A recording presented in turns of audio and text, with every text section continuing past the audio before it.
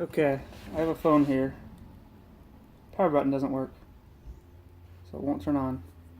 Here's how you get it to turn on. If you plug in your charger cable, it'll charge, still won't turn on. So what you want to do is hold volume down or up, I think might work too. Plug it in,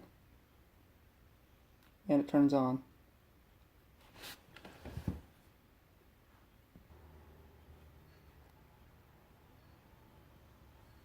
Okay, here it is turned on. Now, since your power button doesn't work, I downloaded I got an app, Smart Screen On Off. That will allow me to turn the screen off.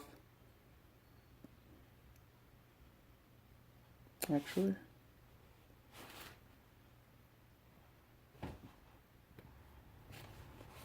okay. You can unplug the wire now. Okay. Smart Screen On Off will allow me to turn it on and off by putting my hand over the front camera.